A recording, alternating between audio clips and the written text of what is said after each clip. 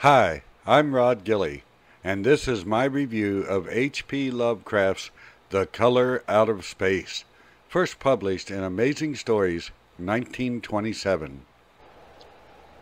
For no other name could fit such a thing, or any other thing fit such a name. The narrator goes west of Arkham in New England to survey a piece of land for a planned reservoir, which will cover the blasted heath in depths of water. He traveled to the dreary farmland beyond Arkham and found his way to the blasted heath. I'll read a quote. 5 acres of desolation that sprawled open to the sky like a great spot eaten by acid in the woods and the fields. There was no vegetation of any kind, only a fine gray dust or ash, which no wind seemed to ever blow about. The trees near it were sickly, stunted, and many dead trunks stood or laid rotted at the rim. As I walked hurriedly by, I saw the tumbled bricks and stones of an old chimney and cellar on my right, and the yawning black maw of an abandoned well whose stagnant vapors played strange tricks with the hues of the sunlight. Asking about the strange days and the blasted heath, the narrator was told not to pay any attention to crazy Ami Pierce's rantings. Naturally, the narrator paid a visit to Ami the following morning. Ami told the story of a meteor that had fallen from the sky and landed near the well at the Newham Gardner place.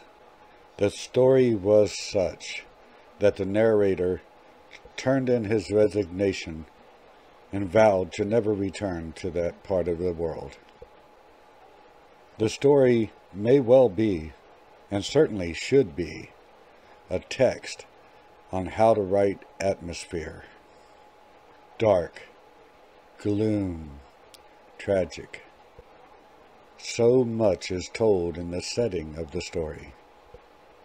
And the storyline does not disappoint. The meteor let off a color. It never said if it was gaseous or liquid. Perhaps it was some strange mix of both. The color could not be named. It was clearly not of earth, not a color that a man's eye could discern. As the meteor shrank, the color moved from the meteor to the well. The Gardner farm flourished, healthy livestock, bountiful crops.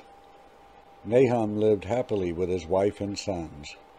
Very gradually after the meteor landed, things began to change. First the crops and the landscape, then the livestock, then the Gardner family gradually experienced odd changes. Ami and Nahum were good friends. Ami visited often, and he witnessed the gradual changes. He visited less often as time passed. On his last visit, he witnessed the fate of Nahum's wife, and eventually Nahum himself. The story never leaves its ominous tone, and ends with a foreboding that is most frightening. I've read only this one story by Lovecraft so far, but can easily declare that he had a real skill for getting under the reader's skin, whipping together dense atmosphere and intrigue. The story unfolds slowly, teasing the reader with each page. While reading, you will ask, where will this story go? How dark will this actually get? If you enjoy a very atmospheric, dark story, you won't be disappointed. I give 5-star ratings to stories that exceed expectations. For that reason, I give this story 5 stars. It exceeded expectation in that it creeped me out far more than I thought was even possible. And it was just a short story. I hope you enjoyed today's review. Please subscribe so you don't miss the good stuff yet to come. My next review will be Edgar Allan Poe's The Raven. Have a wonderful day. Bye-bye.